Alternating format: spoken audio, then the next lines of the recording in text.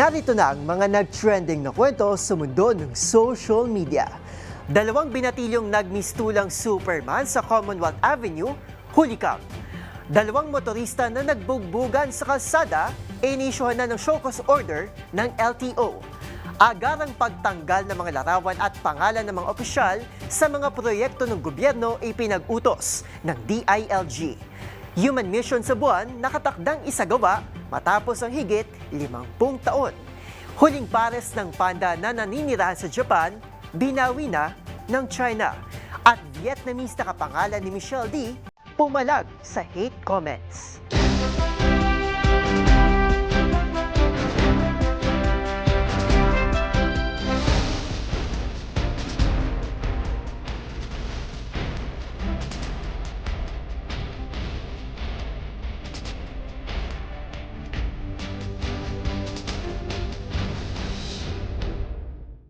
Iba't ibang mga nagva-viral na kwento na naman ang ating pag-uusapan. Mga trending sa social media na tiyak hindi lang nakakaaliw kundi maaaring kapulutan din ng aral. At kuminsan ay makabagbag damdamin din. Kasama buong person ng DZRH TV, ito po ang TNVS. Trending and viral show na kahandang kumpletuhin ang buong kwento. Masaya, malungkot o isyong pambayan man yan, sagot na namin ang inyong tanghalian. Ito po si Arnold Herrera ng DZRH TV, una sa Pilipinas, una sa Pilipino.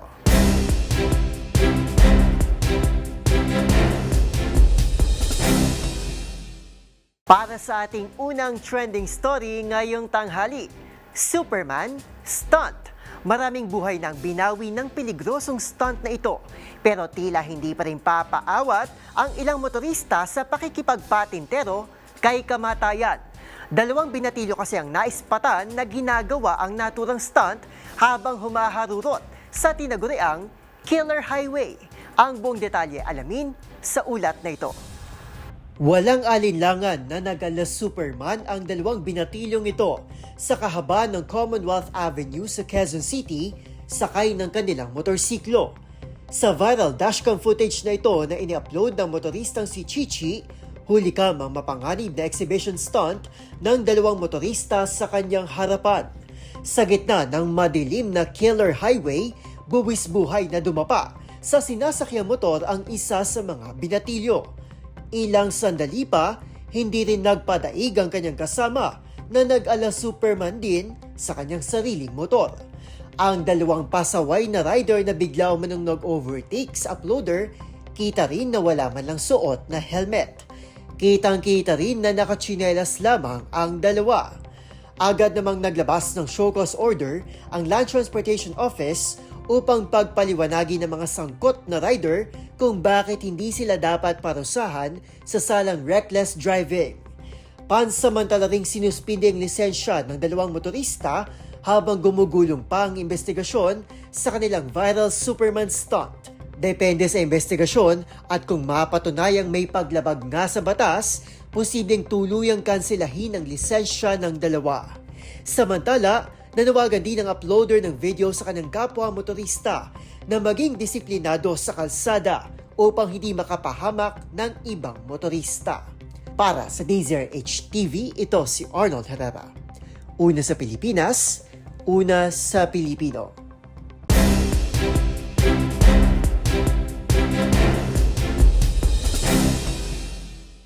Sa ating next viral story, naglabas na ng show cause order ang Land Transportation Office o LTO laban sa dalawang driver na nag-viral kamakailan matapos na magbugbugan sa gitna ng kalsada sa Cainta, Rizal. Ang buong kwento tutukan sa trending report ni Rovic Manuel. Viral ngayon ang isa na namang insidente ng road rage. Sangkot ang dalawang driver na nagbugbugan sa gitna pa mismo ng kalsada sa Cainta, Rizal. Sa kuwang video na isang saksi, makikita ang pagtatalo ng dalawang motorista sa kalsada. Mapapanood rin dito ang naging sagutan ng dalawa habang ang isa ay may hawak pa na baseball bat na ambang ipapalo sa kaalitan nito. Maya-maya lang, tila napuno na ang isa pang lalaki at inundayan na ng suntok sa muka ang kaaway nito dahilan para bumagsak ito sa kalsada. Hindi pa dito natapos ang alitan hanggang sa magkahabulan at makikita na ang pagkawala ng malay ng isang driver.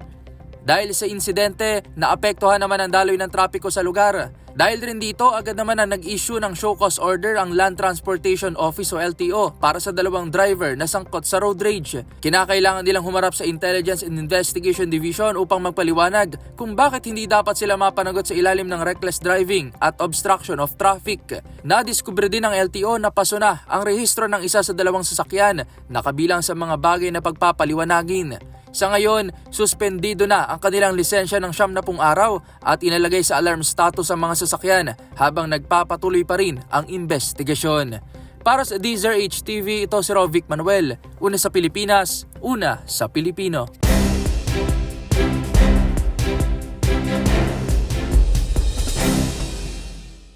Sa ating sunod na istorya, agad na pinatatanggal ng Department of the Interior and Local Government o DILG ang mga pangalan, larawan at anumang pagkakakilanlan ng mga public official mula sa lahat ng proyektong pinondohan ng gobyerno.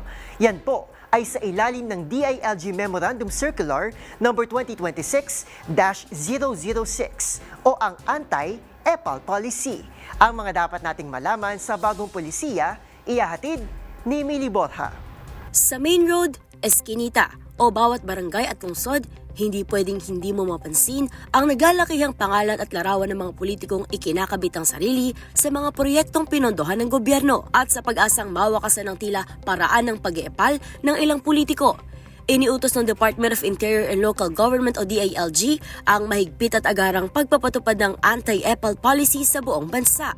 Ito ang nag-aatas sa lahat ng local government unit at mga tanggapan ng DILG na tanggalin ang mga pangalan, larawan at anumang pagkakakilanlan ng public official mula sa lahat ng proyektong pinondohan ng gobyerno.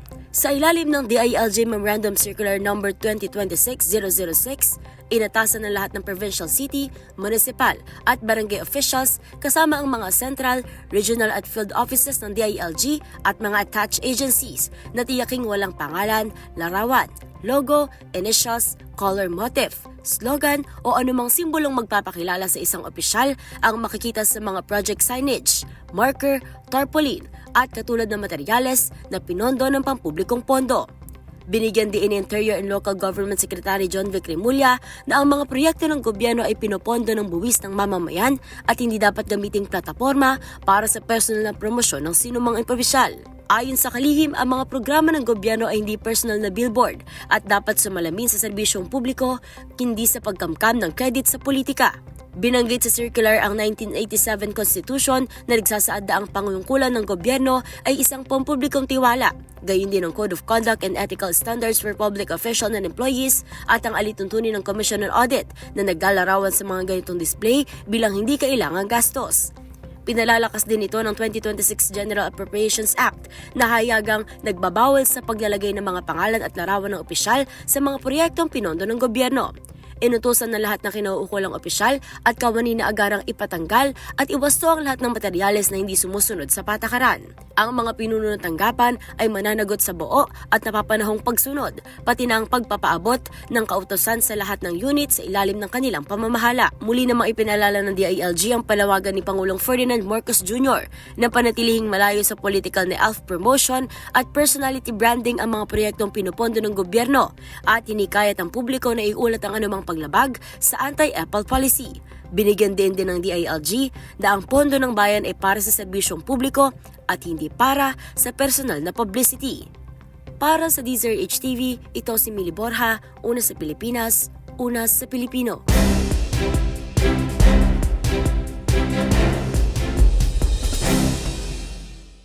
Samantala, sa iba pang kwento, higit 50 taon nang nakalilipas sa huling ekspedisyon ng National Aeronautics and Space Administration o NASA sa buwan o Apollo 17.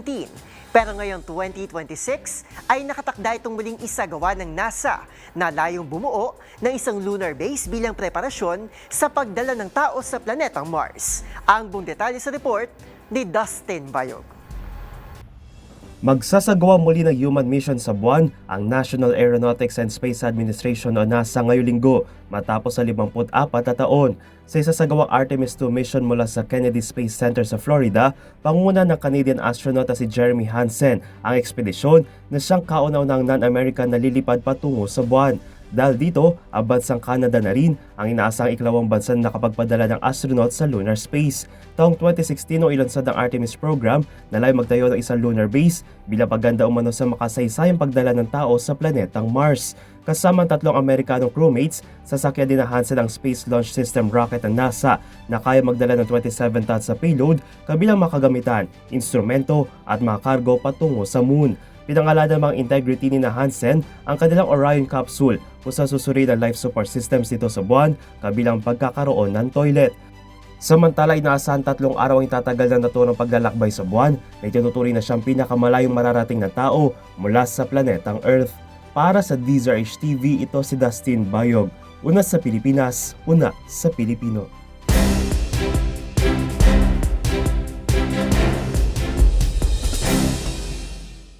Sa ating next viral story, binawi na ng China ang huling 2 pares ng panda na naninirahan sa Japan matapos ang naging hidwaan ng 2 bansa hinggil sa isyu ng teritoryo sa Taiwan. Ito ay kung saan magugunita na kinondena ng Japan ang umunoy kamakailan na panghaharas ng China sa Taiwan.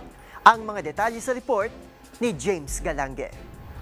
Nakauwi na ng China ang huling 2 panda ng Japan na sina Xiao Xiao at Leilei na bunga na napagkasundo ang Panda Diplomacy Program noong 1972 bilang pagpapakita ng matibay na ugnayan ng 2 bansa. Ito'y matapos sa mga naging pahayag ni Japanese Prime Minister Sanei Takaichi laban sa mga unoy panghaharas ng China sa Taiwan dahilan para bawiin ng Beijing ang mga panda. Ito na ang kauna-unahang pag-alis ng mga panda sa Japan matapos ang halos 50 taon, bagay na ikinalungkot naman ng maraming taga-subaybay. Kaya naman sa huling araw ng mga panda bago ang kanilang nakatakdang repatriation, nag-imbita ang Ueno Zoological Garden na mayigit 4,000 katao na nagmula sa mga nanalo sa inilunsad nilang loto, kung saan may ilang nakasuot ng panda themed costumes habang mayroon naman nagkaroon ng pagkakataon na magbigay ng pagkain sa dalawa.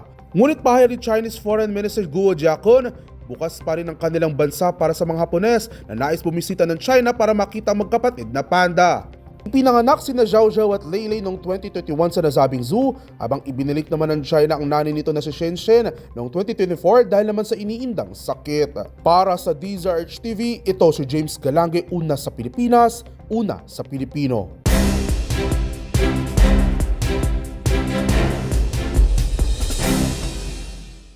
At para sa ating trending showbiz balita, mainit na pinag-usapan ang kinakaharap na kontrobersiya ng actress beauty queen na si Michelle D.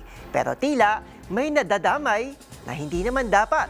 Ito'y matapos ulanin ng hate comments ang isang Vietnamese content creator na kapangalan ni MMD. Ang reaksyon ng isa pang Michelle D sa report ni Showbiz Angel. Agad pumalag ang isang Vietnamese content creator matapos makatanggap ng hate comments online. Ang babae kasi kapangalan ng beauty queen na si Michelle D na naharap ngayon sa reklamong serious illegal detention at pang-torture umano sa driver ng kaibigang aktres na si Brian Ramos. Pero maliban sa mga di magandang komento, nakatanggap na din umano ito ng death threats. Sa pamamagitan ng isang post, pagbibigay diin niya, "I am not Michelle D from the Philippines." Mula sa kanyang mga tattoo at makulay na buhok, isang tingin pa lang daw sa kanyang profile ay malalaman ng hindi siya ang Michelle D na sangkot sa kontrobersiya. Isang netizen naman ang nagsabing joke lang naman daw ang mga hirit sa kanya. Pero banat nito, paano dapat gawing biro gayong issue ito ng pambugbog sa isang tao? Samantala, ilang netizens naman ang humingi ng tawad sa Vietnamese content creator. Magugunita na nag-ugat ang kontrobersiya dahil sa nawawalang ampaw na naglalaman ng mga sensitibong larawan na kinuha umano ng driver. Para sa DZRH TV, ito po ang Showbiz Angel, una sa Pilipinas, una sa Pilipino.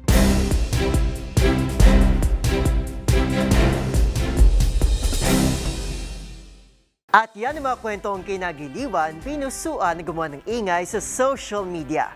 Kung meron din kayo mga katulad na istorya, ay i-share nyo na yan sa ating comment section o di naman kaya ay itag nyo kami sa TikTok at DZRH News.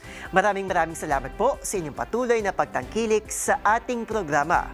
Magkita-kita tayo muli bukas para muling himayin, tuklasin at buuin ang mga detalye para kapag nakita mo ang viral video na may nag-share, ikaw na mismo ang magdaragdag ng mga impormasyong nalaman mo sa TNVS, Trending and Viral Show. Muli ito po si Arnold Herrera ng DZRH TV. Una sa Pilipinas, una sa Pilipino.